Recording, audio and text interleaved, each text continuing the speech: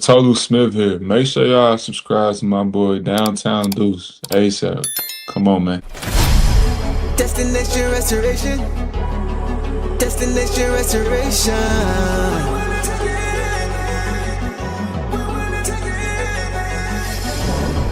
Destination restoration. Destination restoration. It's our time. Can you feel the elevation? We on a mission on vacation.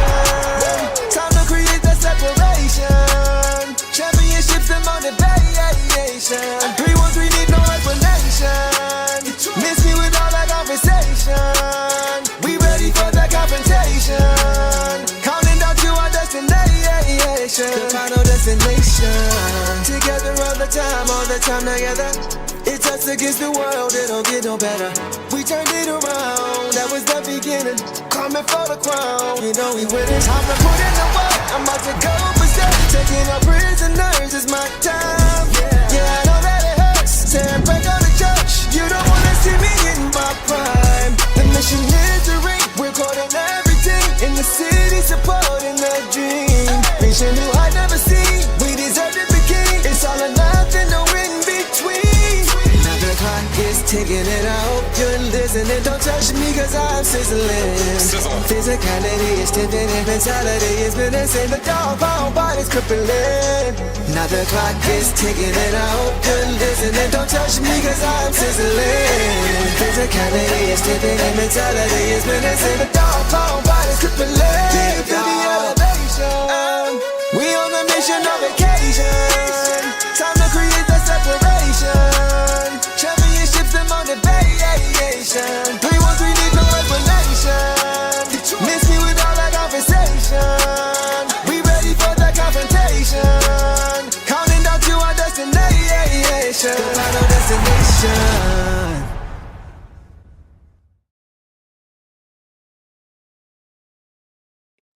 What up, though?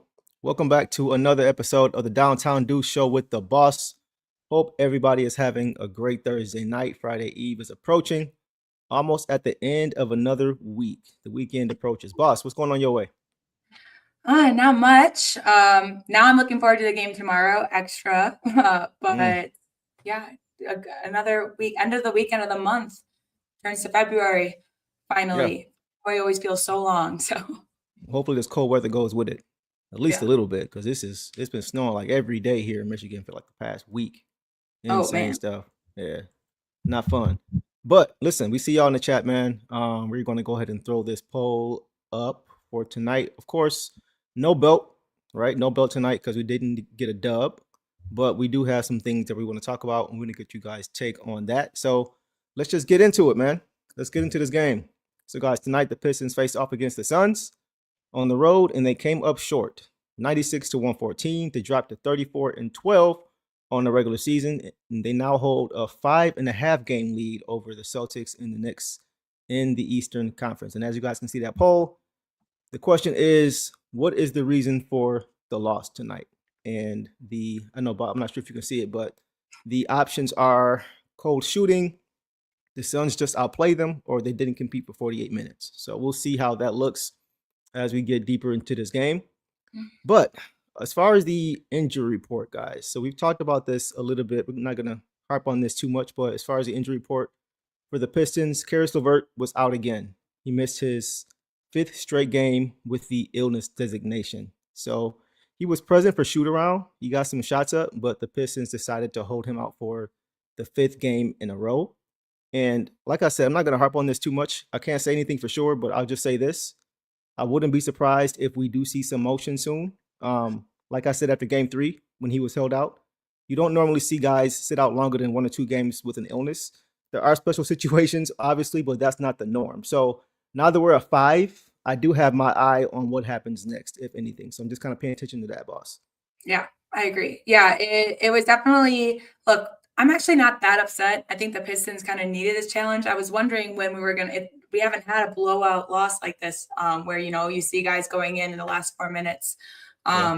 Since the Cavs game, game number 2 or 3 of the season.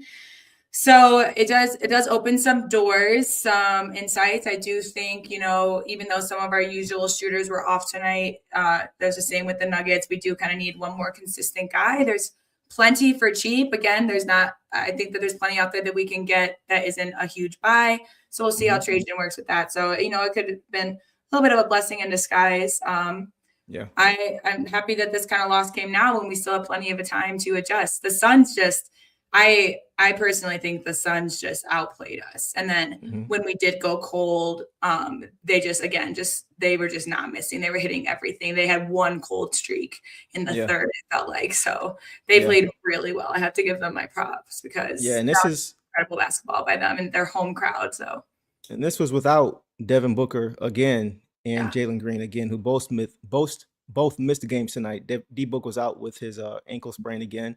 And Jalen Green, who he came back recently, but he's out again with that hamstring injury. He just can't seem to get right. Yeah. Did you have anything else you wanted to get on as far as what you saw before I dive in?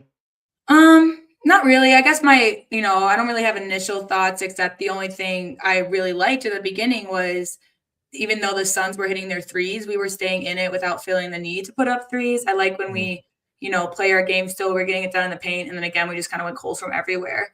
But I really appreciated that. I thought it was a great first quarter, and then it just went downhill. We had a little bit of spurts. Suns powered through. They kind of looked like us tonight in terms of, letting teams get close and not letting it get away. So, like I said, I can't fault them. They played a really great game of basketball.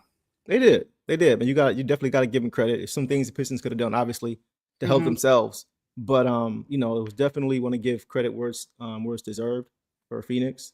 So for me, the last time these two played, if you guys remember, the Pistons actually won that game, 108-105, right? But they had to fight for it. They had to fight tooth and nail for that game because much like tonight in that game, they were outworked by the Suns in that first half. The Suns, they were more physical.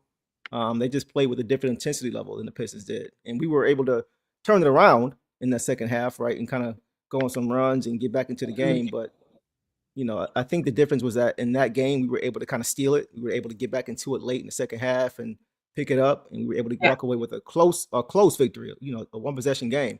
Right. But I think the Pistons just got a taste of their own medicine tonight. They didn't really match that energy because the Suns, they do what we do. Yeah. They like to turn you, they play physical, they get stops, they turn you over, and they do what? They score in transition. Yeah. That's exactly how the Pistons want to play, right? And I think it was kind of the same story. It was a lot of, kind of like deja vu, but I just wanted to see the Pistons not do what they did last game, which is just come out slow and really just have that right approach out the gate, that urgency that they didn't have, and they didn't have it again tonight either. So that was to me the difference in this game. There was a few other things you can point to, but I just think the fact that they didn't have that sustained energy from jump the same way they didn't last time. And this time the Suns just said, no, not this time. I'm not going to let you come back. Get this dub on us. Go ahead. See, I thought that like I said, I thought they had a really good first. I thought that they did their best to keep up. Both teams were playing pretty equal. So I think I agree with that sentiment in terms of coming in the second. Like they didn't, once they started getting downhill, that's when their energy wasn't back up. And I feel like the usual momentum push that we get from the bench wasn't there tonight either. And then in the third, we did come out strong, but again, we just couldn't hold on. So I think it was a little bit of a better start than last game, but I agree with you that there were just certain things that the Suns just overtook the energy. They definitely watched remember that game as well and took notes and really, knew what to do with us. Similar, right? Yeah. Yes. Yeah, for sure. The reason I said about the first quarter, I'm looking at how many points they scored. I think they scored 37 and 35 points in both quarters in that first half. They had 20 points in the first 5 minutes of the game. Oh, yeah. I mean, defensively, you mean? Yeah. For the Pistons defensively, like they didn't come out the way they needed to defensively, and they let Dylan Brooks go crazy. He had 40 points tonight, career high, which is crazy. Crazy, man. Like it's had to come against us. It's funny because Greg Kelser actually said, I said it to myself in my head, but he said the same exact thing I was thinking. The Suns play like Boston. They play like Boston. They get a ton of threes up. Yeah. In the Pistons, they weren't guarding that 3-point line to start, especially early. They just looked caught off guard by how quick of a trigger the Suns had and by how far they were willing to shoot the ball from. But they kind of shouldn't have been because that's what happened last time. Yeah. Right. And on the other side, it didn't help. The Pistons, they were ice cold. They were 6 for Mhm. 29 from 3 tonight. So the fact Yeah. that the Suns were on, because when they're on, they're hard to stop. You know, when they're knocking shots down like the Celtics are, right? Mhm. But when you're not knocking down anything on the other end and you're not defending them well from out there, it's gonna be a tough sledding for you all night long. And that's kind of what I saw. Yeah, I like the comparison to the Celtics because they're basically the Celtics of the West because Right. they're 29 and 18, I think. I think so. Yeah, they're close to So 30. not, that's 11 games above 500, like still doing well there. But I think they just have been a little bit unhealthy, then getting into the groove. So they're kind of like the Celtics too, where, you've seen the Celtics lose if they're not on it, if their offense is off a little bit, it's a little bit more tricky. So yeah. 313 Kurt says this felt just like that Derek White Boston game. Suns was hitting everything. I agree, bro. I definitely agree. Heisenberg says, go ahead. Crazy that Gillespie had came in with an injured hand and he was hitting crazy shots. Like he's gonna be fun in the future. The Suns, they have something because again, they mentioned it in the broadcast, but for all the Durant move, they got rid of all their picks. Like they don't own a pick for the next 6 years. So they have to work with what they've got. And right now they've I think they can do it. I don't think that they can come out of the West, but I think that they can definitely be a threat this year and going forward. They can win around. They can surprise somebody because Phoenix hasn't been good in quite some time. So this is the first year we've really seen. I think they were like second to last in defensive rating last year. And this year they're like top 5. Yeah. Right. So they definitely have improved as a team. They've turned it around pretty quickly, man. They're a good team. I got to give them credit. They're a good team. And just watching them play, they play tough. They're like defensively, they play tough. Offensively, if their shots fall in, they're really hard to stop. Because especially for the Pistons, for a team, when you got two teams who like to do the same thing, it can come down to who can make shots. Yep. It could come down to that because tonight the Pistons were forced to routinely take the ball out of the hoop and play in the half court. Right? That's not what they want to do. They're at their best when they're doing the opposite, which is getting stops and getting out and running. So when they would struggle in the half court and they won't score, the Suns were getting out and running. And when they're shooting as well as they did, 40% from 3 compared to our 20, when they're shooting that well, you're going to be stuck in the half court. And this is going to be a cycle over and over and over again. That's why you see coach call timeout to try to reset it, break the momentum, and just start fresh, right? I thought that was a good sign that he was aware of that, but the Pistons just never found their footing. That's why they were down 15 points, in the first half. And the way Dylan Brooks was hitting shots, man, if he's going to do that, it's going to be a long night. And a lot of those shots were tough shots, man. He was just knocking down shots. He had a few shots over Stu, Ron, Javante. The Pistons threw multiple bodies at him, and he was just hitting shots. So I got to give him credit for that. Yeah, same. And I like what you said too, just about how, because I think that's a whole argument for us having a shooter is because we are winning on our defense, except in matchups like this where we were the first team to go cold and we could not get a stop because even though we had very good, I feel like we had very good defense at times. I think our perimeter defense improved as the game went on and we just did have good overall defense.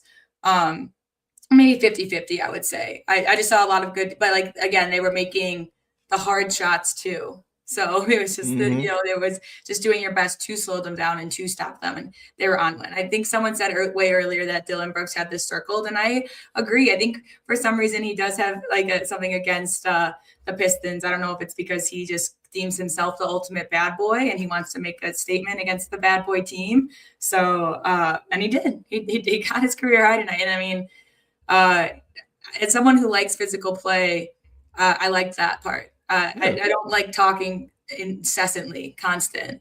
But I did like the physicalness of his game tonight. So he's one of those guys that if he was on your team, you'd love him. Right. Right. If he's not, you can't stand him. I definitely don't hate him. I just it's just nonstop talking sometimes. I'm like, whoa. Yeah. Breathe. It gives his team an edge. It gives him an edge, man. So we talked about it. They tried to get going in the second half, but good teams respond with run to their own. And that's kind of what happened in this game. The Pistons had an 18-5 run in that third quarter, and they closed the quarter letting Phoenix go on a 16-4 run. Right? So they didn't – all the work they had pretty much done to get back into the game, to get the lead down to 3, they pretty much let it go. And that, to me, was I won't say the dagger, but that made it hard because you exert a lot of energy to get back into the game. And then third quarter, you scoreboard and you're still down double digits. That's hard, right? Yeah. Especially when you had chances to get back into it. So once again, the Pistons can't decide to just turn it on. Right. You know, they can't rely on being able to just flip that switch and say, all right, let's go get this game, especially against a good team like Phoenix, right, who plays the way they play. So they got to make sure they're not falling behind early, man. They can't play with that lack of focus to start, you know, and it happened in both of these games, right? Agreed. So they got to learn from that. So they got away with it the first time, but tonight, you know, it really did burn them. But to be honest, I'm not really mad after this loss. You know, that we could have played better. Like you mentioned, you said it. We could have played better. But we're getting into the part of the schedule now, boss, that's starting to feature some quality teams out west. Yeah. Right. So I think it's good now for the Pistons to start seeing some of these teams, seeing how they stack up against the West, how they measure up as a gauge. Yeah. And I think it's also good for Trajan Langdon to kind of see what weaknesses need to be addressed before we get to this trade deadline and even into the offseason. Exactly. So. And that's exactly like we can't win them all. That would be insane. And so I'd rather that we win, you know, like this, where there was effort. A lot of the time we did try to come back. We dug ourselves a hole. We went on runs. I just feel like it could have been, we only had 9 turnovers. Like it could have been a way sloppier mess. It could have just been really, really ugly. Like, I don't think it was ugly. Yeah. We went through, someone mentioned it earlier that, you know, 6 minutes of no field goal. Like that's ugly, but it wasn't like, I just don't think it was, they were working hard and the other team was working a little bit harder and the other team got the jump ahead, which makes it harder to get back. Exactly. And the fact that we were able to pull it within 3 at a time, within 8, like, that's like frustrating. It's like, I'll finish it off. But the fact we were able to do that and then it fade away and we just kept doing that and then just kind of let it go at the end there. But they'll take away from this. I'm ready for another bounce back dance from Cade. Yep. It's the benefit of having a back-to-back. Yes. Yeah, that's like it sucks that it's a West back-to-back. They're in a different schedule. They play at 10 p.m. Eastern tomorrow. Yeah. So sorry for you guys. That's 8 p.m. here. At least you already know. But we're gonna be up to 2 in the morning. But yeah, exactly. But it's like you said, it's kind of a benefit. I don't think that they're just going to shake this off. Like they are like on to the next mentality, but they're not just going to like this is going to stick with them through tomorrow's game, I believe. Yep, I agree. I'm expecting the bounce back one. We'll get to that later. Brandon says the answer to the poll is yes. So let's go ahead. And I saw some JB Bickerstaff answers in there too. Let's get to the poll and see what you guys thought. So as far as what you guys thought the reason for this loss was tonight, 53% say the Suns just outplayed the Pistons. And 37% says cold shooting. And 11% says didn't compete for 48 minutes. So pretty split there. But I think I would agree with you guys. I think it wasn't one particular thing. I think, once again, there were some things the Pistons could have done to help themselves, but you got to get the Suns credit. Like you say, boss, you're not going to win every game. You're not going to be sharp every game. There's no excuse for not, trying to play hard every game and bring it, start every game. But that's what happens over an 82-game season with anybody. Everybody has games like this, right? So you can't get too high or too low on wins and losses individually. We're still 34-12, 5.5 games far and away in the East. But I do think there are some learning lessons in this game for sure, boss. That's all I got for the initial thoughts. Well, it's like it was a combination of those two answers, I think. I think the Suns outplayed us so that when we did go into spurts, which again, they had one short one in the third.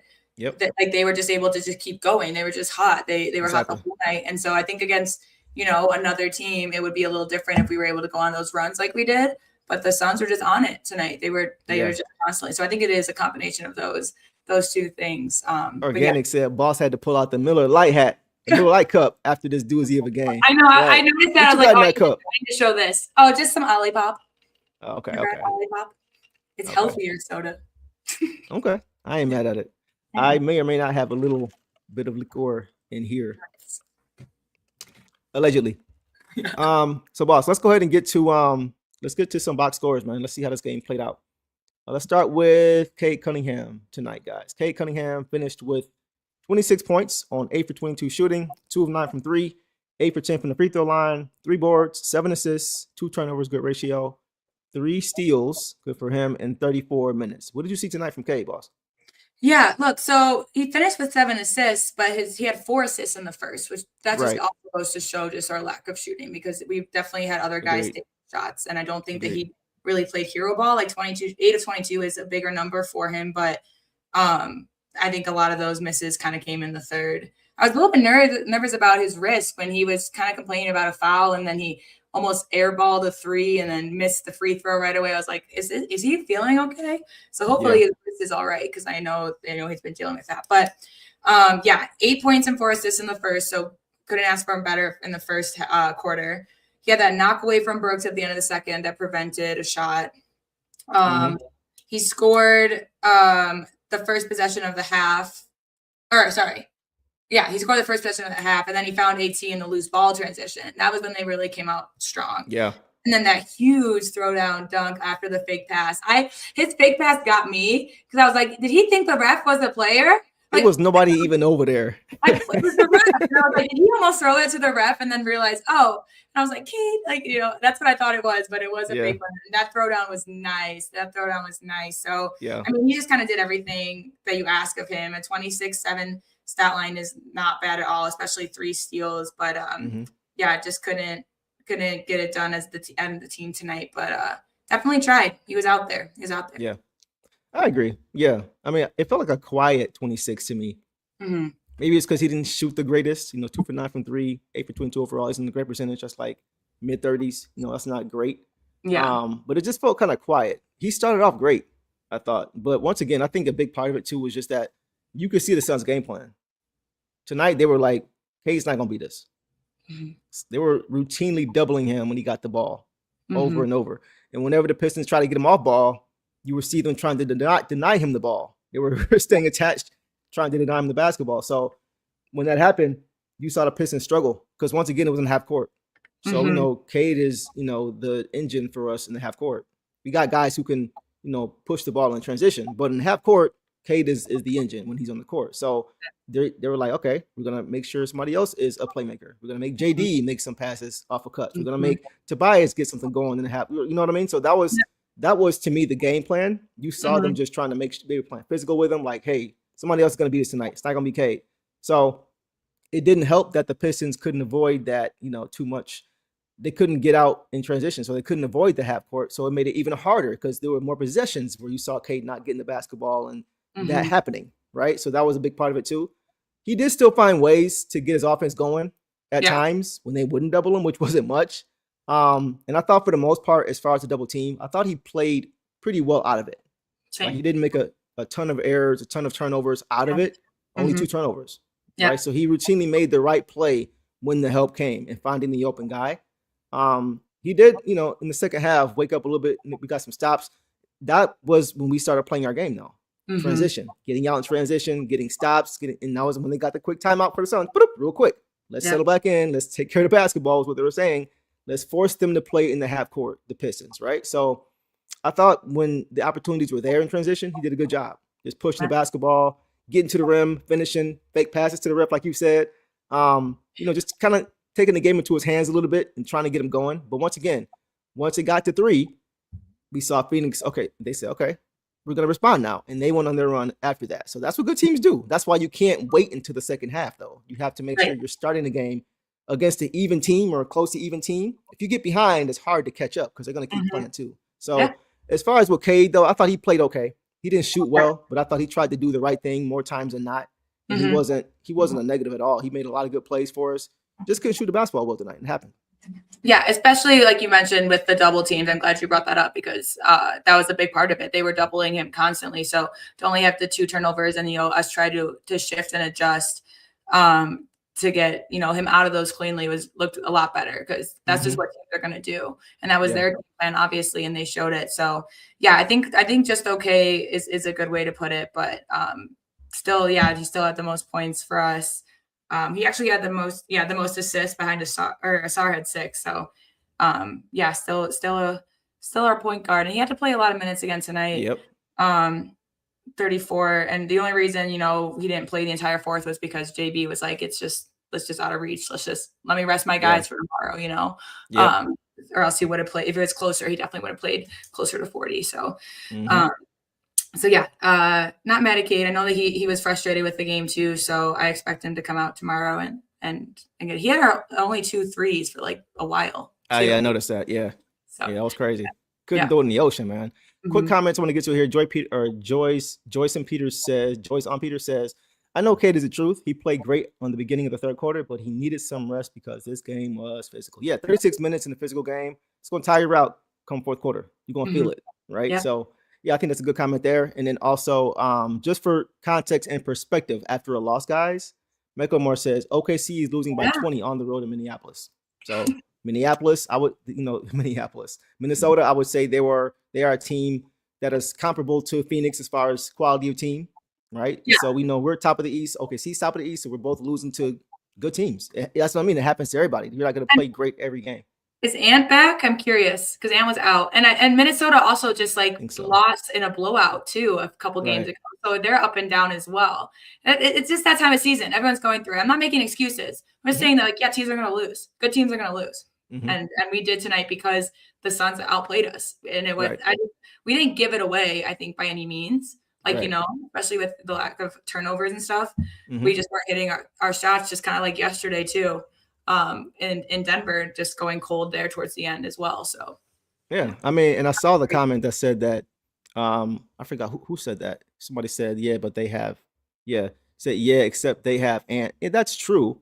Do they have them today? I'm not sure if they do tonight. That's a good question. Maybe you guys can fact check that. But here's the point, though: the Suns and the T-Wolves are tied. They both have identical records, 29-19. So the Suns, they did. Ant's out there. Okay. So my point is the Suns have had D-Book out for a long period of time. They've had Jalen Green out for a long period of time, and they have the same record as the T-Wolves. So yeah, they got Ant, but the Suns are not. They're not too shabby either. They're a good team regardless. So the point remains is that you're going to lose games. You're going to lose games. It doesn't matter. We won. No, they didn't. We won the first time, bro. We won the first game, bro. They made it difficult, but we pulled it out. Which again, we didn't. Yeah, we can't overreact, man. I see a lot of overreacting in the chat, man. Y'all can't be prisoner of the moment, bro. Thank you, Devin. It's just one game, bro. Like we're not gonna remember this game come playoff time. Yeah. And once again, I think these games are good for the Pistons at times to lose. Sometimes you got to be reminded, that you can't just coast. When sometimes you can kind of. Get kind of full of yourself a little bit. Not saying they are, but it can happen at times with young teams, and they just start rattling off games, and you start to think you're not invincible, but you think you're pretty tough to beat, which you are. But when you start playing like that, you become easier to beat. So I think this was a good win. Humble these guys just a little bit, right? Just get them to lock back in, focus. It's just one game, 182. It doesn't mean any more than any other game. Yeah. And like you said, just when you mentioned that you kind of, don't mind these losses, or this is how I want to lose when it's not our, they can't go out and be like, well, we just had to take care of the ball because we got 20 turnovers. And if we they can't they just got outplayed. So they have to swallow that and be like, well, how can we get better to make sure this doesn't happen again? So, it's not a lot. Of course, losses stink. I wish we didn't have one. I wish we beat them. I had a good feeling about today too. I should never trust those, but I do think that this was needed, and I think it came at a good time because what a way to lose. I guess this is how I would want us to lose to get better, to challenge us to get better. It's a long season, man. Yes, it's a long season. Once like we always say, we don't want to be Cleveland, not to throw shade, but we don't want to win 60 plus 64, 65 games. And then get eliminated in playoffs early. I'd rather go through the growing pains now so we know what we need. We can improve if we need to, and then have those longer runs when it really matters. Right. So that's what matters the most. So we'll leave it there on K, guys. We'll keep it moving. Let's move on now to Duncan Robinson, boss. Tonight in this game, Duncan Robinson finished with 9 points, 4 for 11 shooting overall, 1 for 6 from 3, 1 rebound, 1 assist, and 1 steal in 30 hefty minutes, boss. Take off on Duncan Robinson. Oh, Duncan. 1 of 6. So he's 1 of 18. Yeah. Or 1 of 17. 1 of 17. 1 of 17. 11. Yep. In the last 3 games. After being so consistent. And look, it sucks that it happened tonight, but we saw Bees go through this same exact thing. We saw THJ go through this same exact thing where they just were not hitting it. They just went through slumps. So it blows because they did have some good looks and they just weren't hitting. He had great defense in the second on Grayson Allen, like really good defense. He made Grayson Allen dribble it in from the perimeter and then give it up. He did that quite a couple times, and he had the steal in the third that led to the Cade layup to cut it to 5, just by getting the passing lane. So his effort was there, and I want to think that yesterday I had an issue with him in the game at the end of the game with the Nuggets because he wasn't hitting. Today he did hit, and I think he took 3 shots before he hit, so he was 1 of 4, and he ended 1 of 6. So I could see why he was in the game late. Still 30 minutes. I'm not sure if I would have done that, but I think he was doing okay on defense compared to how they were shooting as well. So I can also just see that. But yeah, just not the best shooting night for Dunk, but I love that he registered a stock. He's been doing that more lately. So that's just huge for his defense, but definitely wish his shot was hitting tonight. Yeah. I mean, he didn't shoot well tonight, right? These last 2 games, you mentioned it, 1 for 17. He was 0 for 11 coming into tonight's game so far on the road trip until he hit that 3 from the corner. So many makeable shots that he just didn't fall. And it wasn't just him, it was everybody. Like, it was a lot of shots, a lot of free throws from guys who are normally money. Just was not a good shooting night from this team. But it's like we always say, boss, if you're going to play 30 minutes and you have 9 points, you got to be doing work on the other end. Yeah. Right. And it's tough. We've had this conversation, guys, a lot, right? If got to be impactful some way, shape, or form. I didn't feel like he was really impactful tonight. I thought he had some good individual plays or stretches of a minute or 2 here and there. Yeah. He was trying, but it just wasn't impacting this game. And it's just hard when he's not, scoring the basketball because we've seen him at times too get hunted out. He did play good defense on individual possessions, but the Pistons defensively in the half court were rotating way too much. Rotating way too much. And it's good to know how to rotate, to be on the street defensively, but it's so much easier to play defense when you can stay straight up and keep your man in front of you. And you don't have to do that, you know, so often, because that requires a lot. No breakdowns can happen, and then moving the ball, you can't catch up to the ball. Even on good rotation, you can't keep up. And they move the ball well. So it's tough when you get broken down so often and you're rotating well and they're still knocking down threes. Yeah. You might see him turn to look like, come on, bro, need you stay in front, bro. We're trying out here. So that was the thing for me. It's like if he's not hitting those shots, it's tough for me to keep him out there because you're not really getting much from him on the other end to really kind of validate or warrant that many minutes. Yeah. Oh, yeah. And I totally agree. And I agree with you, too, on the rotations because the Suns have the 5th best defense. I think we rotate between first and second with OKC, like weekly. And so they know how to play defense, and they know what makes you tired on defense. They were tired us out, which made us, again, people mentioned that Cade looked tired. Some of our guys looked tired towards the end. So, but yeah, I agree with all the rotations. And even though they were hustling and trying, even on the good possessions, the Suns were still hitting it. And then that just sets you up for, half court offense. You got to get all your energy back after slowing down to get up the court. So I hope that his, tomorrow we're going to need it. I mean, it's Steph Curry. You know that he's going to, hit some threes. So just to have Duncan, if he gets to get back up to that, he was in like the 4 or 5 point range, which is great, but I'll even take a three shot from him. And I know he will.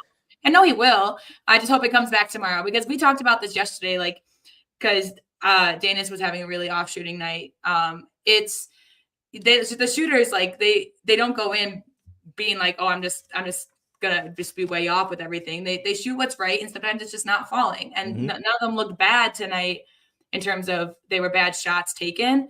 At least not the big, not for Duncan, I'll say. But it just weren't falling. It just weren't falling. So. Yeah, I think that's what it comes down to. Shooters shoot, man. Like you mentioned, our guys last year who were here, they went through stretches too. Every shooter goes through slumps, right? Before these last 2 games, I think he had like 5 or 6 straight games of hitting 4 threes every game, right? So that's encouraging. So we can't overlook the 5 or 6 games in a row when he did that, and then only harp on the 2 games when he's not shooting well. This is how it goes. This is how it goes. He's still, even with these 2 games, he's still one of the best shooters in the league. Oh yeah. Right. So we can't just jump on him now because he had 2 bad shooting nights. But it just comes back to, at the end of the day, you got to be doing something on either end. That's the only thing for me, right? Because even when he was knocking down shots, he was still trying like he was tonight defensively. Exactly. It was just that he was knocking down shots, so it didn't get noticed with the defense getting hung out. You know what I mean? So that's my only. I'm not gonna get on him. He had a bad shooting night again. Hopefully he can turn it around tomorrow night. But as long as the effort is there defensively, if we don't make any moves as far as our starters or anything like that, which I think we should, but if we don't, we know the effort's going to be there. So hopefully he can just knock down some shots and give us a play here or there defensively, like he did tonight, like you mentioned, throughout the games. So we'll see. Yeah, agreed. Yeah. All right. Let's get some quick comments. I see y'all coming in hot, man. We're missing a lot of them. We're trying to get to all of y'all.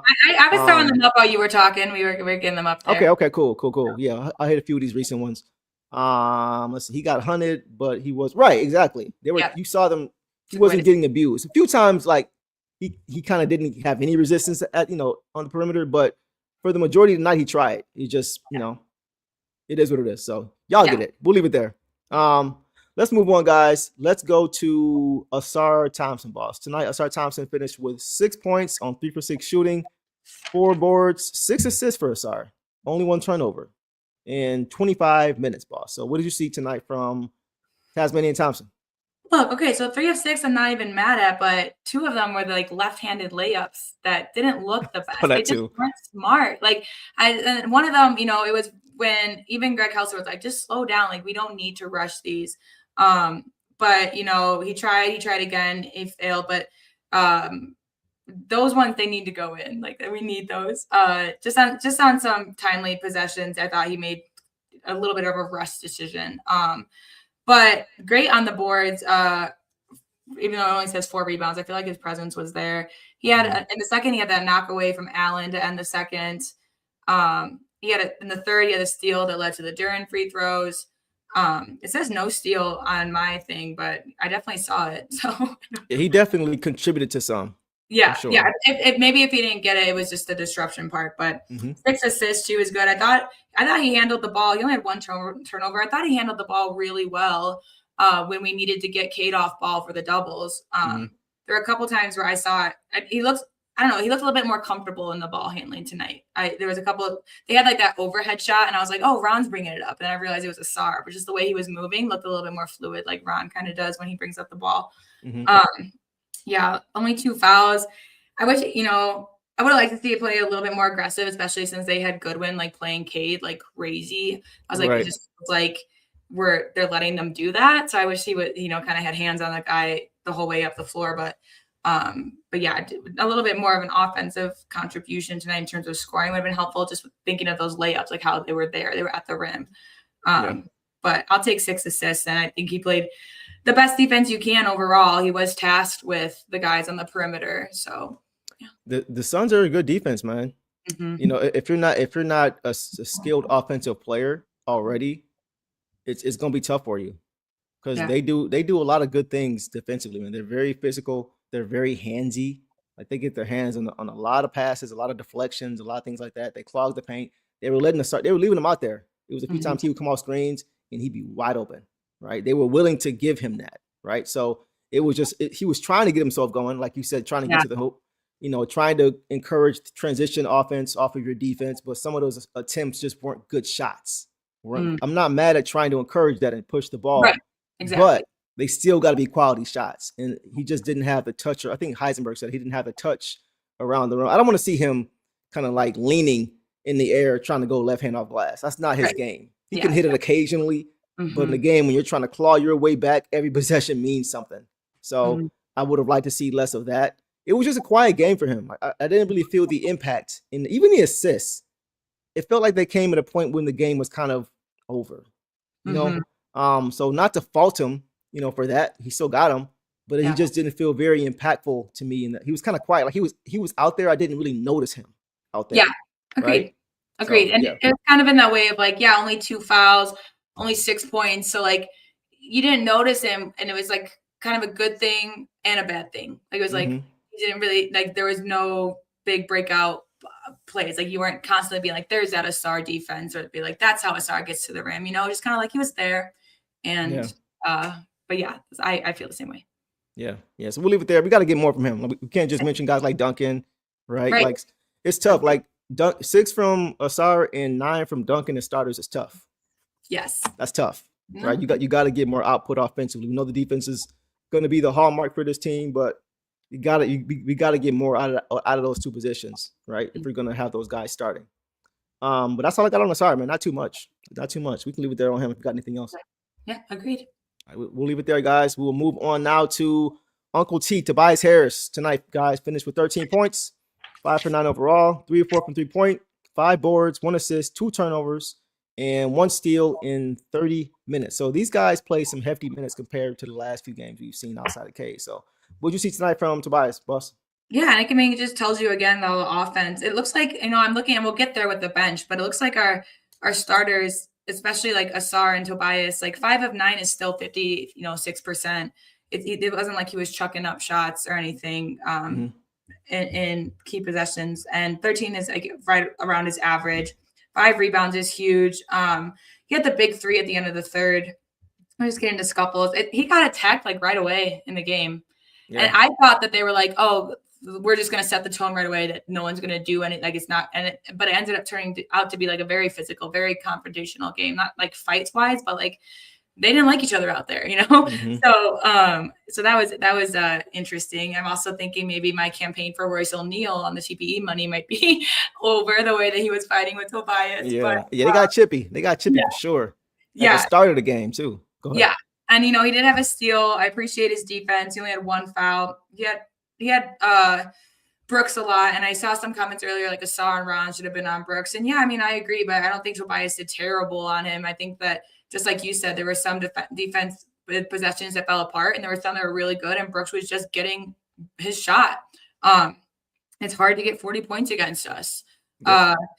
So yeah, he had an average Tobias night because that's what his box score says. And after having a big night in Denver, I can't fault him too much. But he was our third leading scorer tonight, so that's where he stands. Y'all notice we're not tripping for a reason, man. It's once again, this is just one game, man. It's it's okay to be angry. We're 34 and 12, man. Like, let's not forget where we were 2 years ago. I know we're riding this high, but we just got to keep it in perspective. I think Organic put it best as far as Tobias. Compared to everybody else, Tobias was adequate. I like that word. He was adequate. He was about average. He was okay. I do think he was bothered a little bit just by the physicality and athleticism of their team, the Royce O'Neals of the world, the Dylan Brooks of the world, those guys, Grayson Allen, all those guys, because he's normally really good in the half court. And even though he was 5 for 9, it was a quiet 13 points. It felt like for me. He wasn't as effective as we usually see him. They got strong guys, quick guys, the scrappy guys. So I just felt like tonight watching him, he had a little bit of a tougher time just creating advantages in the post because those guys were physical, right? We weren't seeing him get mismatches like with Houston. When you would switch, the mismatch wouldn't be there because it's a guy of adequate size, of adequate strength, of adequate quickness. So I think tonight was the same thing. Like the Pistons, they have multiple guys who are long, strong, who can defend. So I just think it wasn't there tonight like it usually was. Yeah, exactly. And yeah, the Dre, that's low for some starters, Mandrews and Sarah. I mean, did you watch the last game? I mean, this isn't like them, But we addressed it though. We just said that. Yeah, it's adequate, but it's just that's just what it was. People went cold, and again, I just appreciate that he didn't. He still shot 56%. It could be a different story if everything was ugly. You can, like you said, a quiet 13, but they weren't ugly. He still got his turnaround shots. I think he was like at least 50% from there, hit the 3 out of 4 threes, which is super quiet. So, so yeah. And then I think I'd have to go back and watch it. I didn't really pay attention to it, honestly, but I'm sure after last game and what the Suns did tonight that they tried to limit his touches to the ball. And his access to the basket. So I'm gonna credit here too. Like I don't like anybody giving us more than 30, 35. Nobody. But he said, I'm not gonna overreact saying the season is over. The sky ain't falling, I agree. We were just saying like 6 is too, it's not enough for Asar. Even if he's playing great defense, I still want to see more than 6 points, right? Yeah. And Duncan 9. I want to see more than that if they're getting 25, 30 minutes, right? That's the key. Devon says, now let's get dramatic. We have to make a move now because this is the only window. 27, 28, 29, and 30, 31. Those years don't matter apparently. But anyway. He's getting a little sarcastic. But yeah, I mean, for sure. We're pro a little bit of a move. We don't need to sell the team though. But I do think that be disappointed after a loss. That's normal. But they're like we're here to converse about it because it'd be easier to be like, yeah, we lost. They outplayed us. they'll do better next time. We know better by, So, Right. yeah. This was the norm 2 years ago, but let's complain all day. I feel it, bro. That's where I'm at, man. It's a long season. I'm not tripping at all. I'm not happy. I'm not happy at all by any stretch, but these guys have given us quality basketball for most of the season, man. 80% of this year, 80% of these games have been wins. Yeah. So they're allowed to have a bad game every once in a while. Against a good team, too. So we'll leave it there. Boss, let's go to JD. Jalen Duren tonight, guys, finished with 23 points on 10 for 11 shooting, boss. 10 for 11. 3-3 from the free throw line. 13 boards, 4 assists, only 1 turnover, and a block in 28 minutes. That's what I'm talking about. Take off on JD, boss. I mean, fantastic game. And I think some people were questioning why he was taken out at certain moments. You know what I noticed? This is what I noticed. And you know how I'm on JD about rebounds. When he went out, we stopped rebounding. Mm-hmm. When he went out, we did terrible on rebounds. The most rebounds off the bench were Jenkins with 3. Mm-hmm. And he was out, that's when the bench was in. Yeah. And so that's what I noticed. And that's kind of, also helped the Suns in their transition offense and everything. But I question a little bit too, because he also had 0 personal fouls, which is nuts. Exactly. But it was, again, 28 minutes. So just out there for a little longer. And I think they just wanted to see if Stu could get going as well. And they were out there together a couple times too. But Duren was definitely player of the game tonight. They couldn't stop him down there. He was dominating. He was attacking the rim early. He had that reverse slam out of the timeout in the first. That was nice. That was nice. Boards and presence. Like, how many offensive boards did he have? He had 4. But there were a lot of putbacks. Like, he was just at the rim too. And, he finished the first with 6 of 6, 12 points, and 5 rebounds. That was in the first quarter. That's amazing. So, just a block on Goodwin in the fourth, too. Did they give that to him? Yeah, they did. Yep, you got it. So that was nice. And, I've seen him try to go up for the blocks a little bit more, too. I appreciate his defense tonight and his effort. But, definitely the player of the game. And for us, really, really no wrongs, I would say. So. Yeah, that's where I'm at, too. I definitely felt like he was the bright spot tonight, boss, in this game. 100% was the bright spot in this game. Barbecue chicken against Mark Williams early. Like, he was getting whatever he wanted in that first quarter. And I see why some of you were saying, where was JD the second half, in certain spots of the game when we were going on our run and things like that. I get it. I totally get it. He couldn't be stopped, man. Like, Mark Williams he's tall, like he's 7'1", but he's not athletic nor as strong as JD. Neither. Like, usually it's one or the other. If you're strong, you don't have the athleticism or vice versa, but he's not big enough nor quick enough to stay in front of a guy like JD. JD was just blowing right past him. Totally. He would catch the ball, the free throw line, do the little Euro move and get right to the hoop. And he would go to the same move and he still just, and Mark Williams still couldn't get to it, So I thought he was able to routinely get whatever he wanted. And you mentioned on the glass, he was great in the boards.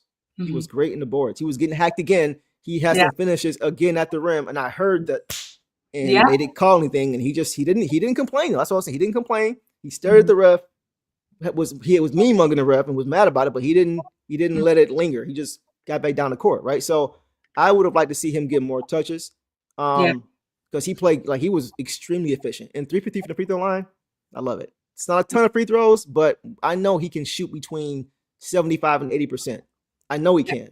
We've seen him do it. He was in the 80s for a big portion of the season to start. I think the first 20, 25 games, he's 80%. Yeah. Right? Yep. So he was one of our most valuable. I mean, he's kind of who I almost just like, this is now the second game in a row, or not game in a row, but this is Cade's missed some free ones. He's missed some, not just free throws, but like the technicals, the three seconds. Almost like, okay, like is there someone else out there we should be trusting more? Even though, I would obviously still go with Cade right now, but Duren, if he was our only option, I would welcome it. He's been doing great with his free throws. So I agree. He kind of went on a little bit of a dip. Now he's going back up, because I remember he started very strong. It was one of the things that we were like, okay, that's nice. And I think that's also why he's getting better, looks like turnaround, fade away, jump shot looks in that area too. It's just been more consistent shooting there overall, but he did really good. Yeah, I agree, man. The only critique I have on JD, and I'm not sure if you guys probably saw it, is transition defense, right? Transition defense. There were a few times, one in each half, where he got beat down the court off of by Mark Williams. He let Mark Williams get behind him on 2 separate occasions. I counted, for a dunk. He tried to get back and he tried to get there in time, but the pass was on target, and and Mark Williams caught the lob both times. And one was a miss and one was a make.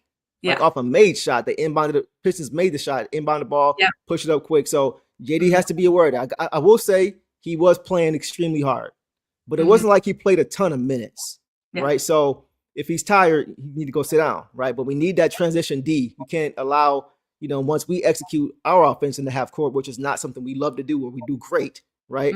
But when we do, we can't give it right back. We can't let them just get right back down the court and take it away. So that was the only negative. Only critique I had on JD is just to stay attached to his guy, make or miss. Got to stay attached and get back down the floor. I agree. Because there were a few times that he just needs to hustle. You can tell he's not, the fastest out there. He's got to hustle a little bit because even when he's, trying to get a basket, he looks a little bit in slow motion. But was it Williams or was it? Yeah, because Goodwin has the mask, I think. So it must have been Williams. But that dunk, that was kind of cool of him to dunk it and then immediately just put the ball on the ground. I was like, that whole sequence was just really smooth. And just as a basketball fan, I was like, dang, that was high school. That's what I saw, man. But I definitely thought he was the player of the game. He would have got the belt had the Pistons won this game. He was just the most impactful, I felt, on both ends. Because even when he wasn't getting blocks, he was still contesting a lot. Right, he's just doing a lot of good things. Help side defense, playing good defense straight up. Just a good game from JD, man. And somebody mentioned he played less than Duncan Robinson. That's what's just crazy. I didn't realize that. Let me check that. So Duncan played, what we say, 30, and JD played, agreed. 28. Yeah, he should have had more touches in the second. So I agree, man. So we'll leave it there, guys. Let's get to some reserves, boss, and see how the rest of this game played out. Let's start with Dennis Jenkins, man. Tonight, Dennis Jenkins, guys, finished with 6 points on 2 for 8 shooting, 0 3 from 3, 2 or 3 from the free throw line, 3 boards, 5 assists, 1 turnover in 23 minutes. What did you see from Tink in this game? Yeah, he had that and one at the end of the first, which was really nice. He found the smack in the face. Smack in the face. Yeah, and they originally were like, no basket. I was like, what? That's crazy. Yeah, and luckily they fixed it because I would have been like, what are you trying to pull here? But he found a basket too after the Suns went up 9. He just, had the ball the entire time and got to the paint. He had a steal to the Stu layup in the fourth. Just not his shooting night. Not another off shooting night. Him and Duncan both on this road trip are just cold, and that just blows because they're usually guys that we can really rely on, especially from behind the perimeter. He had 1 turnover. He dribbled off his foot and immediately kind of got back on defense. He did. I think he could have fought for it a little bit there, but he was just like, oh no, if that's on me, let me get back. So over as a point guard, he did fine. It was just his shooting. 2 of 8 isn't the greatest. His shots weren't falling. But I don't think he, only 1 turnover. He helped give Cade a break out there. He still had 5 assists, which is by far the most. Only Ron had 2. Ron off the bench had 2 assists. No other bench guys recorded 1. So, I'll take that from him. I'm just excited for his shot to get back, and I'm sure he is too. That's the key. I mean, because once again, he didn't really do anything bad other than not shoot the ball. So. He's like Duncan. You said it, boss. Just like Duncan, they have both been cold on this trip. This is not a great game, not a good game from Tink by his standards for sure. He usually shoots a pretty good percentage. But he had some shots at the rim that didn't go, some shots from the perimeter that didn't go. It was just shots you're expecting to go in that just didn't, like Duncan, right? So I do like that he still was able to contribute 5 assists to 1 turnover. That's great. He's not going to have a high turnover game more times than not. 9 out of 10 games, he's going to have less than 2 turnovers, right? So he showed it all year. It was just a shooting. He just couldn't knock down shot. And I'm with you, Clifton. I'm with you. I feel like he forced some shots too that he probably would want back. But a lot of them just didn't go down. They were in rhythm from what I saw. He had some from the corner, just didn't go. Last game he had one from the corner off the side of the backboard. It's like, whoa, that's not even Dana's So he's struggling with the shot right now. It's a bad time for. It's kind of happening with a few guys at the same time. Yeah, that kind of heightens it, makes it a little bit worse against some tough teams for sure. Yeah, so, just a little bit over, but I still believe in him. again, not an overreaction, not saying back to the G League like some of you in here. So, Come on, but man. We're not doing that. no, We're not doing that. yeah, he's gonna bounce back just like they always do, just like Cade just did as well. He's gonna bounce back, and because again, it's tough when it's against these West teams that are hungry and fighting. You know, it's this time of the season. It's starting, as we talked about, it's starting to get closer and closer. If we're still have a 5.5 lead in the East, but the Suns, are neck and neck with the Wolves. This is when they need to really start putting wins together to even make it into the play-in and stuff. And we're sitting nice. I don't think we're going to get complacent. I definitely don't think that's not who we are. We're not just going to sit up there and be like, whatever. If we lose a few, it's fine. Yeah. I'm saying it's like someone mentioned earlier. But this is why it's important to get off to a good start. Is like for when you lose these games, it's not super detrimental to the outcome. And so he'll be just fine. Danis will be just fine. Yeah, I'm not worried about him. Let's get some comments here. Somebody said I'd like to see them try Chaz. And someone else says, why didn't Sasser get any burn? Yeah, I mean, those are good questions. I don't think there's anything wrong with if your guys don't have it going, your normal guys, because we are trying to shorten the rotation. You can see the Pistons are trying to shorten the rotation. They've gone with 10 men or 10 guys in meaningful minutes for I think the last 3 or 4 games now. So it seems like they're kind of trying to get a rotation consistently they can go with. And I'm not mad at that. Yeah. But in situations like the last 2 games, when you just see guys are not shooting it well, I don't have a problem with giving somebody else a chance. I'm cool with that. So I'm Northern. I'm not mad at that. Raystone, I'm not mad at that. Just give those guys a shot. I'm not mad. I understand why JB didn't. It's because he wants to get that like we've been talking about the rotation. Prior to last week, we've been saying rotation. We got to be playing 12 guys. We can't play 12 guys. We get guys getting 10 minutes. What's the point? We were saying that for most of the year. Yeah. So now he's trying to shorten the rotation.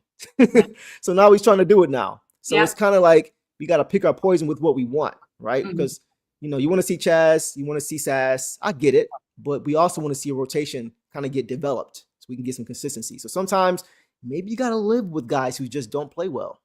Yeah. In the event that toward the end of the season, these guys get consistent reps and they have their role down pat consistently because we're playing the same guys every game, it works out better in the future. So I see both sides of it. I'm not mad at y'all for that. But once again, I understand why JB decided not to do that, considering he's trying to get that rotation shortened. Exactly. And I'm the same way. I'm like someone who's like, when we need a spark, like, why not try something new? And then I think it also just went down to we were going on runs and then they were coming back. Like, I think if we didn't go on some runs, he maybe would have adjusted something. Maybe. Because, our guys were still proving that they could stay in it a little bit. But yeah, I would love to see more Chaz, more Sass. But like you do, so I understand why we're not right now. Yeah. So I get it. I see both sides of it. All right, guys, we'll leave it there, man. Let's go now, boss, to Jaden Ivey tonight. Guys, tonight Jaden Ivey finished with, let's see, he did not score in this game. No. 0 for 3 from the field, 0 for 1 from 3, 2 boards, and that's it. But he only played 7 minutes. Yeah. He didn't make an appearance in the second half. I think he played only the second quarter only, and that was it, if I recall correctly, boss. I think the end of the first, start of the second. Okay. Yeah. So what'd you see from JI? Yeah, not a good game. He didn't play well. No, he missed the layup. I didn't love the mid-range shot he was doing. Usually he hasn't been taking those if he doesn't think he can sink them. Yeah. So I understand why he was taken out. He had, again, just kind of 50-50 with defense. I saw him moving well in the rotations. Like you said, we were forced to move a lot and forced to move and rotate a lot. And I saw him moving well at certain times. And other times, there was a guy wide open that could have been one of the guards. I don't know whose, but, Ivy's assignment. The positive for me tonight was that he went after those 2. There were 2 loose ball rebounds that he went after and made sure he grabbed. So I appreciated that from him. But, not a good night from Ivy. It's just hard when you play 7 minutes, bro. Exactly. Well, true. And we were talking about because the last few games he would come in and he would kind of make an impact right away and then get pulled. And we're just like, free him. Like, he was doing so well. Yeah. And now it's like the opposite where it's like 2 days ago in Denver, he started off slow and then started to heat up a little bit and then got pulled. And now he just started off slow and didn't get that second opportunity. Didn't get the chance. Right. Yeah. That's a great point. Great point. But I just did. Yeah. He just kind of came in and made the one layup I wish he would have grabbed. Yeah, he missed that one. He blew one right at the rim. Yeah, he got a little too. He normally hits that. Like that's one of his go-to package finishes at the rim. Just kind of rolled off the rim. So a tough game for J.I., man. He didn't play well. He was dropping his head, which I don't like to see. Right. Mm-hmm. I don't want to see that. Keep playing. I know it's hard, but you got to keep playing through it. I don't know if it's because he's worried about getting pulled after a few plays. Because he kind of has. Like when we've seen him make a play here or play there that wasn't great, he would just get pulled immediately. And it's tough when you're just trying to get back and get into a flow, not step on toes, and you make a mistake and you're looking at your sideline like, is that it? Yeah. That's tough. And then when it happens consistently, it's hard. So not to excuse, because in the 7 minutes he played, he didn't play well. I'm just saying it's hard to get loose in 7 minutes, man. I mean, you look at the rest of the guys who came in at the end of the game, and had you not seen this game, you see 7 minutes, you're thinking he didn't play meaningful basketball at all. You like Chaz played 4, Bobby played 4, Paul played 4, J.I. played 7. You're lumping him in with them. Yeah, exactly. Right? So it's just like it's hard to do anything in that amount of time. I do think he would have played more had he played better, but I just think he needs some more runway, bro. Like it's that kind of whole free idea of like when he's playing good, play him more. When he's playing bad, he also needs to play more. Someone just mentioned it too. I like this comment from Joyson Peters. I'm the biggest Ivy fan. He didn't play good tonight, but he needs reps to improve. I wish they would just let him play for the Crew so he has some consistency. Pistons is hurting him right now. I could see that too. I wish he just got more minutes. I wouldn't say with the Crews, but even when he's playing well, guys, and I know people are not going to tell us that we're wrong even when we're giving him his fair criticism too. But I think that even when he was playing well, the few games before this road trip, he deserved more minutes. And so, I would have liked to see him more to see if he kind of bounced back, if he could have made some. He also didn't attempt a 3, I don't think. Oh, he had 1. Okay. He attempted 1 3. He's been hitting pretty good from the 3, so I want to see a little bit more from him there. But yeah, like you said, not a great game. And I do think he needs the more minutes. And, no matter what happens, if the Pistons do decide to keep him, I'm going to be happy because I want him to, the injury was a lot and I want to be patient with him because he absolutely can come back and have a good year. I think he's going to have a great career no matter where he is. I think he will bounce back, and it's taking a little bit of time, but I'm okay with the patience. And I don't think, especially after the way the Suns played and the way some of our other guys played, like you can't just say that like he went out there and hurt us. Like he wasn't the reason for this loss. He didn't play well in his 7 minutes. He didn't play long enough to be the reason for the loss. Exactly. So I don't want to hear any of that tonight. I also like, it's been 30 games now, I think he's played. So he's played 30 games, but how many times has he played more than 20 minutes? It ain't just about the games you play, it's how much you play in those games. Yeah. Right. Like you mentioned, like there have been games where he's gotten to a slow start and he's picked it up in those games. He didn't get the opportunity. So it's like, you can't just say, well, I played him. What you want? I played him. No. Like how much is he playing? How much is he playing in those games? Yeah. So that's a big part of it too. Even when he's doing well, he's like the few games that he has been doing well for us before, again, this road trip, he wasn't getting more than 17 minutes. So I also I wouldn't be surprised if JB did play him for 17 minutes and see what happened. I still think, especially in a game like tonight, that he still could have done that. So, but that's just what I have on Ivy. It wasn't his best game, but there's always tomorrow with him. Yeah. Devon says people just want you to say J.I. sucks and needs to be traded. Yeah, I'm never gonna say that. You guys got a realistic bad game from me. Yeah, you got a bad game from me that I could see positively if he was traded. He's, again, my favorite player. If he was traded, I hope he goes to a place that will play him. Yeah, I mean, but if he's not traded, I'm thrilled, and I want him to, I want us to give him the patience that he deseres to come over this. I think people just forget how not only the track that he was on last year before his injury, but what he did for us when Cade was injured. Like the kind of player he was every night. He was full of energy. And you can clearly tell that it's just not there yet for him because go back to his buzzer beater 4-pointer in the Kings last year. Just his energy, he's just not all there. And I wouldn't be either if when I was playing well, I got the same amount of minutes as when I was playing bad. Yeah, I agree with this too. Organic says all the guards except Cade were off for the night. So why single J.I. out? Yeah, y'all, the comments go crazy as soon as we say J.I. and most of them are negative. So like, why is he getting singled out when everybody played bad? I'm not saying he didn't because he did.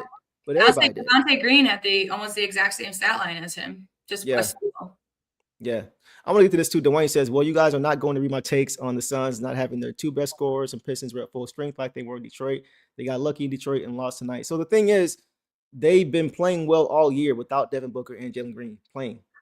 You did mention that earlier at the start of the show when you guys mentioned Minnesota and OKC and how Ant played and these two guys didn't. They haven't had Devin Booker and Jalen Green a lot this year, and they're still tied record-wise with the T-Wolves, who have had Ant for most of this year. So it's not just one. It's not just individual guys. They have a deep team who plays hard, who plays physical, the same way we do. We've had guys out all year, and we've still been able to play well.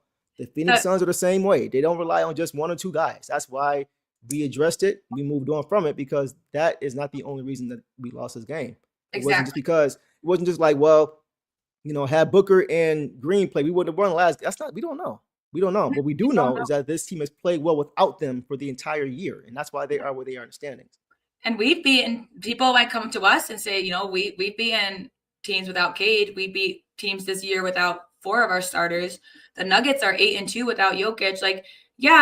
But you don't know. I don't know the dynamic when Booker's on the floor. I can tell you that Dylan Brooks is not getting 40 points when Booker's on the floor. I can tell you that much. He's not getting the ball as much. So you don't know. But but of course, we want to play. We want to play the Nuggets with Jokic. We want to play the Suns with Booker. We want to play with their best because it's our best versus their best. That's fun basketball. That's good basketball. It challenges you. Yep. But also, our bench has humbled plenty of people too. 100%. We haven't lost a game this year when Danis has started for Cade. That's crazy. And we've beaten some quality teams while doing that. So everybody has these games. So we'll leave it there, man. Not gonna hop on that too much. Let's move it on.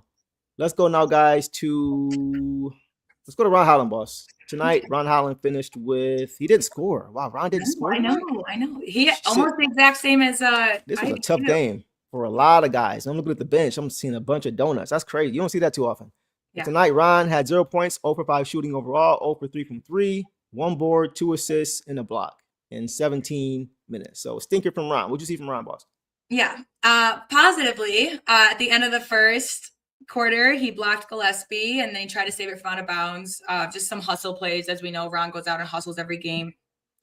In the third quarter, he was the first sub in from the bench for Duncan. And I like that because it was when we were on our run. Mm-hmm. And I think we knew that we could get more defense to make more stops to get our transition offense. So, he didn't put in Jenkins, he didn't put in Ivy, he didn't put in other guys that can shoot. He's like, I'm going to put in a defender first. And it was Ron. Yep. And we know Ron can also shoot, or usually, he can make it. He can make an impact on offense. He can make an impact on offense. He's getting better. He has been lately. So, but yeah, so they emphasize defense with that. I really love seeing him there. And then he just had great defense on Bouye at the end. Bouye, I think. Bouye, yeah. At the end of the third, to just just kind of suffocating. Again, kind of sucks that he didn't have a basket tonight. We can hold him to the same standard as Ivy and say that he should be gone. And he played 17 minutes with 0 points, but still a hustle guy, still played his game. Again, just goes to show he only had 1 foul, how tough the Suns were. I actually, when he came in the third, I was like, we didn't see him a lot in the second. Yeah, I noticed that too. So I did see, maybe he could have come in a little bit earlier too, but because again, 1 foul, he is a great defender for us. But yeah, he was Ron tonight, but just couldn't get in the basket, basically. Yeah, 0 for 5 overall, 0 for 3 from 3. He just couldn't score. A lot of these guys tonight played this. We said it before. We always say it. They played the way they play, right? It's just a difference. Once again, if he was 3 for 5 from the field and 2 or 3 from 3, Ron had a great game. Yeah, right? Yeah, exactly. But because he didn't shoot well, it's easy to say he didn't play well at all. I mean, he wasn't impactful though. He tried. Yeah. Sometimes it's just not going to bounce your way. Yeah. So I think tonight he had some good looks. Right. He had Heisenberg. He had a rough one tonight. I love him and his confidence, but he isn't the one that should be putting up threes, and we're trying to come back from down double digits. So here's the thing. If it's open, shoot it. Yeah. If it's in rhythm, shoot it. Right? Because he's capable enough of a shooter to say, okay, let it fly, make them respect it. If they're going to give it to you, shoot it. Right. And we don't want to start doing that, obviously, because they're going to give him that. Right. So, but Ron has proven that if he's open, you're comfortable with him taking that shot, especially from the corner. That seems to be his spot right now, right? Yeah. So I just think tonight it just didn't fall. it just didn't fall. He's still a work in progress. He still got a ways to go on that jump shot to be consistent. But I hear where you're at, Heisenberg, but it's like if you're open and you're in rhythm, I'm not mad. That's just me. Go ahead. Because I was on the same kind of page as Heisenberg. Like I mentioned it last one. I was like, Ron, like, don't shoot it again. But, he was 2 for 4 against Denver, and he had made a 3 in the game before as well. So that I agree. And I don't think that he takes it too far. Like, it's not like all of his 5 shots tonight were missed threes.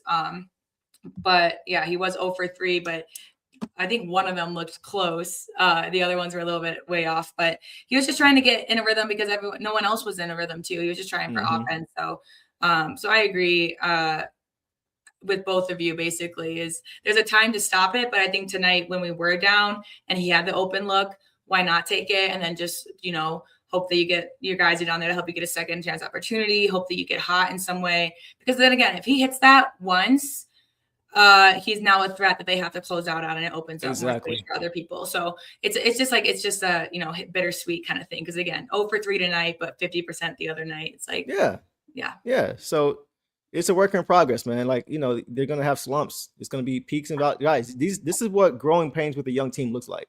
Like we say all the time, boss. This is the first time in a long time we've had a team, a core team, like full of guys that we have really built with and drafted.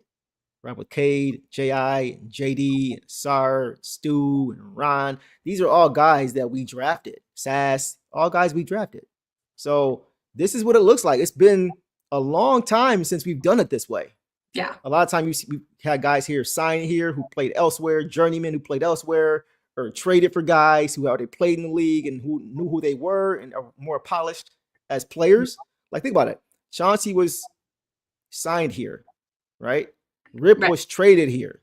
Tayshaun is the only one in that starting 5 that was drafted. Yeah. He was traded here. Ben Wallace was traded here. All those guys that already played elsewhere and developed their games, right? So it's going to look a little bit different. It's going to be less consistency with a young team because you're seeing them as they work off all that, as they work off all the chinks in their armor, so to speak, and all the things they got to work on. We haven't seen that in a long time. So this is what it looks like. Yeah. this is what it looks like. It's not like that's why we're not tripping. We're not shocked. Oh, this is crazy. Like, no, this is what it looks like, man. You're gonna have games like this. This is what young teams do. They play great and they play bad sometimes. Yeah. So you just gotta live with it, especially when they're doing it to the tune of 34 and 12. So it is what it is, man. There's no reason to overreact. This is what it looks like. Exactly. Yeah. And I think that they'll just, again, this is the kind of challenge I hope for them. And I'm mostly very curious how they come out tomorrow. I think it's going to say a lot. You can never promise a win. You just don't know. And especially against Steph Curry, I cannot promise you that man's not going to make 23s tomorrow. But don't even put it out there. No, I won't. Take it back. But I can promise you that what I want to see from them, we should all see better tonight. We should see something learned from tonight. And that's all you can do is just, try to take it and go forward and do better. And tonight wasn't even bad. It was just that we weren't hitting our shots when the Suns were just consistently hot. So, yeah, I agree.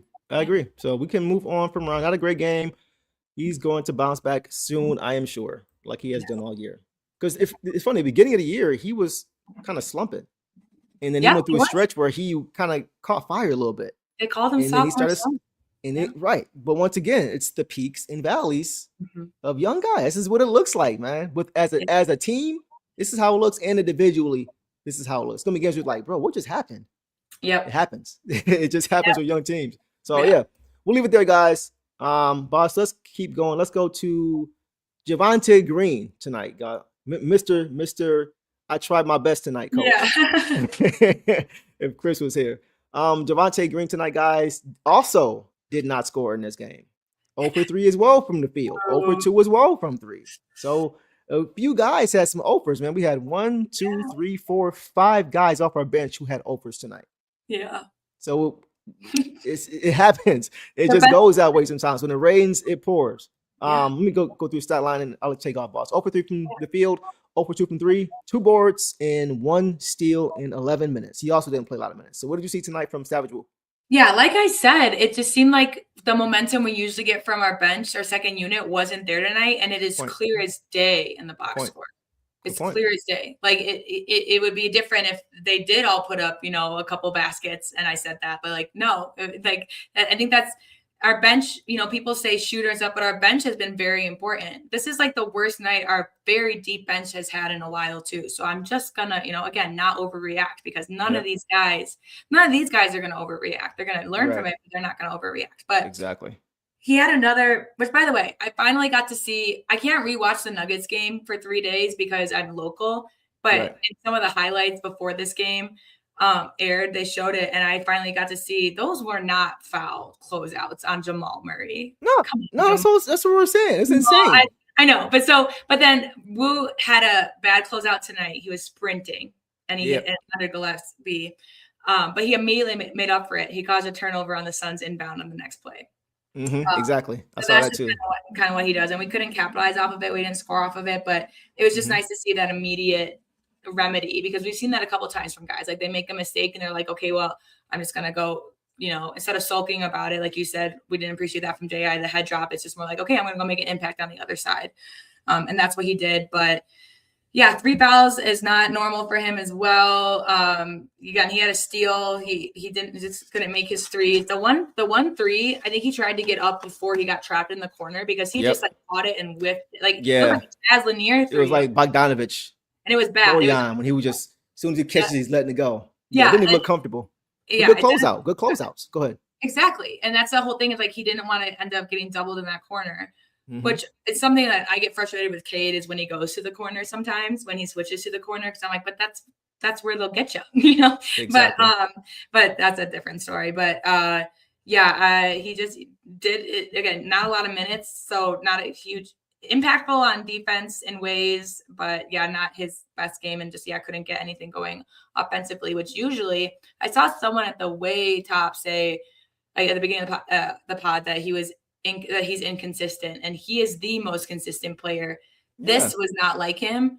Yep. But this one game in how many now? 44? 46. 46 games.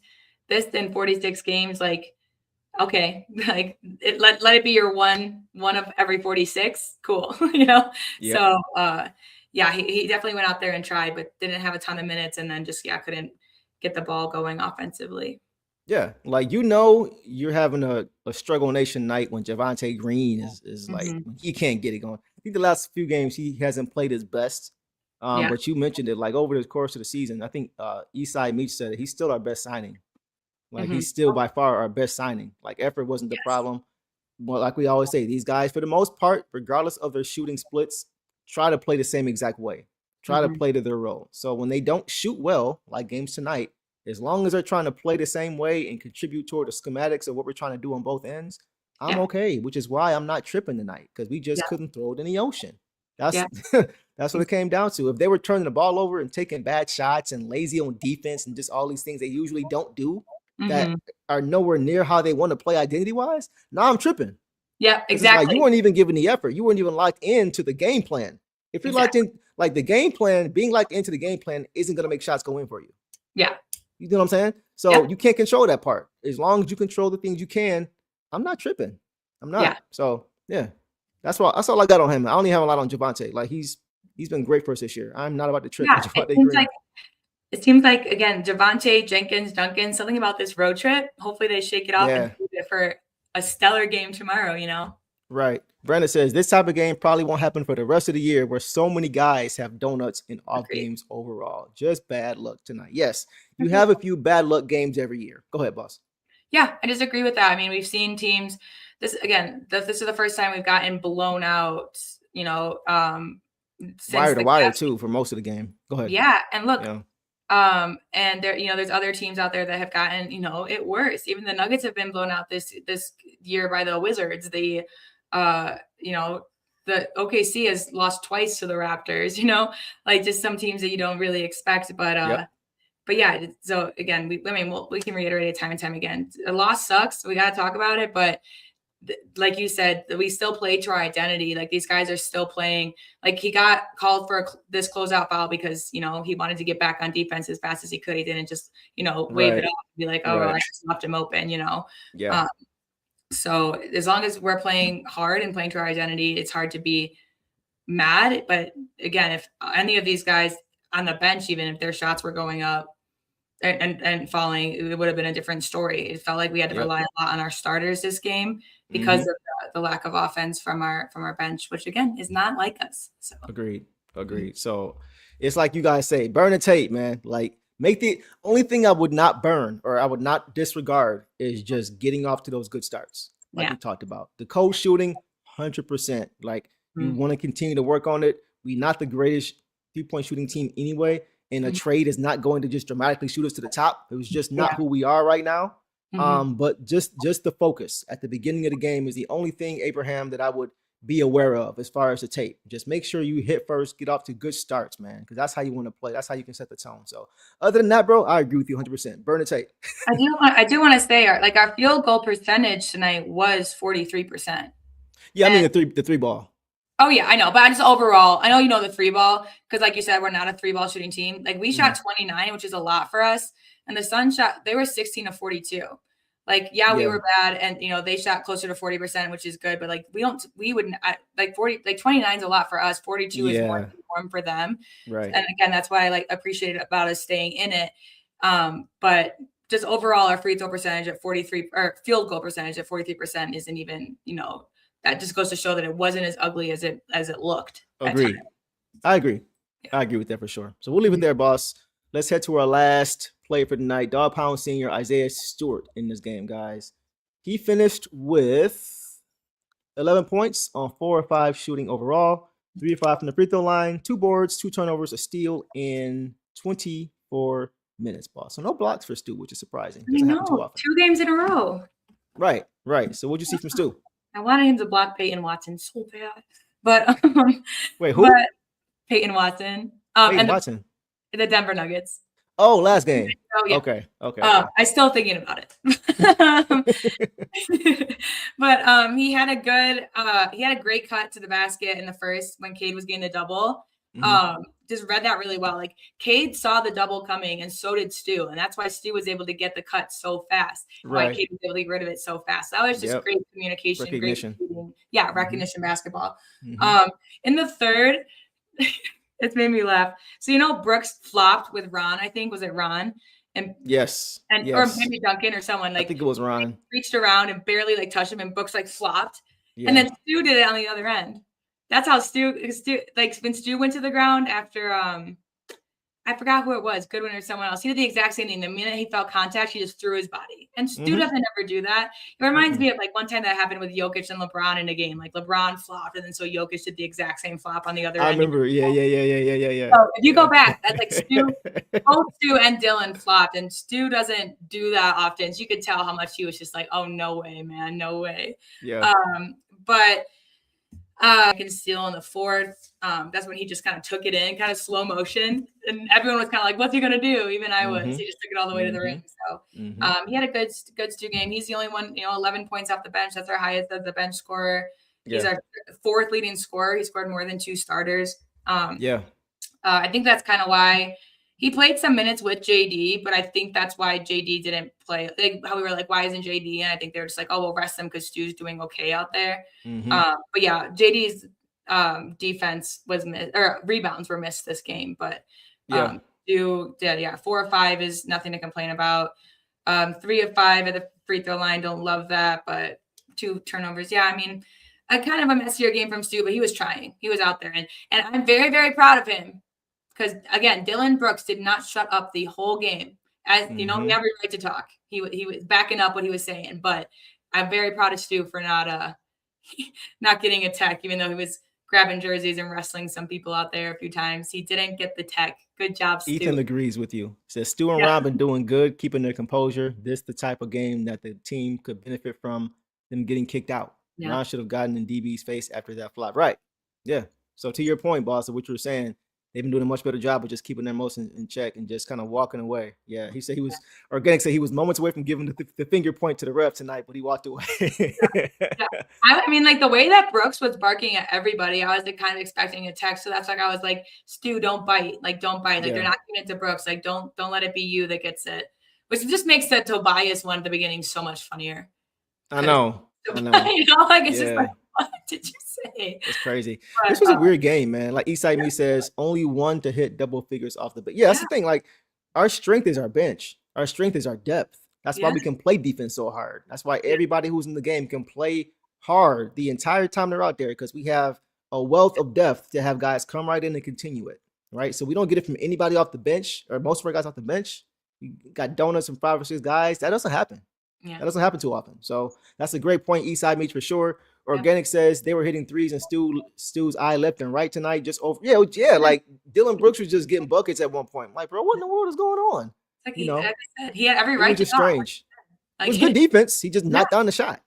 So you gotta live with it sometimes. It's just how it goes sometimes. How everybody have a career night against us. He's right, bro. It just happens sometimes. It's a weird game. You play 82 games in the season, you're bound to have a few games you're just like, huh? and it's because we make them, because we're so good on defense to everybody else. We shut down everyone else that the one guy has to keep doing it, no matter how much we try to stop him. That's my theory too. Agreed. 100%. Organic doing the Stu point. You silly. All right, man. Let's go ahead and that's all I have for Stu. It wasn't. I thought he was okay. I thought you can feel his defense of presence when he is in the game. Like you can feel it's a little bit tougher for them. We saw a lot of those offensive rebounds early really get limited when he came into the game with JD, right? Holding him to one shot a lot more when he was in there with JD. So just things like that. He had a nice finish too off the glass with his left hand and one. So his touch around the rim is continuing to show and get better and better. I do like that for sure. Go ahead. And it's usually when JD's in, we see Stu around the perimeter a little more. He didn't attempt a 3-point tonight. They were guarding it. They were out there. There's a few times they were trying to swing it to him, but as soon as he got there, they were there. Yeah. So their defense, man, that's what I'm saying. The Suns are a good team, man. Regardless of who's playing like us, they play the same way, regardless of who. They have guys who step in and do the same thing. They have their own Javante Green. They have their own Dennis Jenkins. They have their own Ron Hollins over there. They got guys who can just step up. Yeah. And they knew they played us tough last time and they came out with the L. Like they were a little bit hungrier in that aspect. But I would so 4 or 5 is fantastic. But I personally don't mind 1 or 2 attempts from Stu from 3 every game. For sure. Yeah. He can hit those and he doesn't just throw them up for no reason. So that's something, again, that, if I don't see it tonight, I feel like we're going to see it tomorrow. Some of these guys are due for stuff. Duncan's due for his threes to go in. Jenkins are due for his shots to go in. Stu's due for a block. Some of these guys are due. And the Warriors are going to have to pay it. They all do after the night. The whole bench is due after the night. Exactly. So definitely want to see a bounce back game next game for sure. So that's all we got, man. We're not gonna harp on this too much. Not a good game from our Pistons, but I'm pretty sure they're gonna bounce back in great fashion come next game. So speaking of next game, boss, the Pistons. Real quick. What's that? I just want to give props real quick. Go ahead. In 4 minutes, a basket and a steal from B-Ball Paul. I'll read, man. Somebody said it earlier. Yep, I'll take it. Bobby Clement, he had 1 rebound and it was weak. I was mad. I didn't see it. He had 1 rebound. He's like, oh, like if anyone else was there to grab it, they would have. I need to see more dog from him. Bobby, exactly. It's like, Bobby, I need to see more dog from Bobby. This is your time. I agree. He's talented, but I got to see more dog from because I've been hyping him up since last year as well. I know. And I got to see more. Like, I just want to see you get angry. Someone hit him. Show them what Americans do. I agree. But I agree. And then Chaz, had 1 3-point shot, which he didn't even seem comfortable with. I think he was just kind of like, well, he tried to take advantage of some time by getting some basket, but it didn't look like his usual shot. Because he was debating whether or not to give it up, to pass it. He ended up just shooting it, but it's good to see them out there. But yeah, just B-Ball Paul just putting up stats no matter how long he played. You got to give him credit, man. He just makes an impact. I would have liked to see him more too. Well, we could have used him. So, could have, would have, should have. Hindsight 2020. Water under the bridge now. But as far as next game, boss, we know the Pistons probably are going to hop on a plane tonight so they can get from Phoenix to the Bay tomorrow. Yeah. They got that back-to-back against the Warriors. This will be the last game of their 3-game road trip, guys. This is the first matchup between these two teams this year, so the Pistons will get their first look at the Dubs this season. And as you guys probably already know, that game is going to be nationally televised on ESPN. So y'all know what that means. We will be live streaming during the game tomorrow night. Boston and I have decided, per you guys' request, that we're going to go live for all of the Pistons' remaining national broadcasts. So we live streamed last game, the last national broadcast, which was against the Rockets about a week ago, I think. And I'm not gonna lie, it was fun. I had fun, man. About a week ago, it was fun. And you guys are rocking with it, heavy. So y'all said y'all wanted more, so that's exactly what we are going to do. So make sure you guys have your alerts turned on, and we can all watch it together. I had fun last time, boss. Did you have fun? I thought I did. It's gonna be late, and again, it's my first time, so please comment if you have any suggestions. Like, I'm open to it all. Don't be mean, but like but tell me it's like, oh, like, because I this is all new to me. So you're like, hey, on lives, I've seen people do this and this. I'm like, oh, actually, that's a really good idea. Just like camera angles. I don't know. If you have any constructive criticism, let us know. But I'm excited because it was fun, and it is fun. And what a better way to spend your Friday night, right? You know what I'm saying? Chilling with us, watching the game, all that. So we need y'all seated, like Cross said. Y'all asked for it, so make sure y'all are seated. So that's all I got. That's all we got for the show, guys. We appreciate you for showing up and showing out as you guys always do. We appreciate y'all, man. Make sure you guys smash that like button and subscribe if you are new. So we hope you guys have a great night. Stay warm in this cold, crazy weather here in Michigan. Boss, it's not so bad over where you're at, but still stay warm over there as well. Thank you. And y'all know the drill, man. Detroit versus everybody. See y'all tomorrow night. All the dirty work, all dog. I'ma dive on the floor, go try to block every shot. And I'ma be physical with you the whole game. You know Stu gonna be physical with you. When you think of the Pistons, you think it's just hard work and just gritty basketball. That's just the identity you gotta have when you put on that jersey. I'm not your average breed of canine. Not a good dog, I'm bad boy for life. I set the tone, don't care about no tick. Let it be known, I get my respect. Come in the lane and see I don't bluff. If you retaliate, that's on ya. Talking pundits, I hear your shade. Talking that chop, you must run this way. Tryna tell ya, if the dog palm, mess around, find out, Tryna tell ya, if the dog palm, mess around, find out,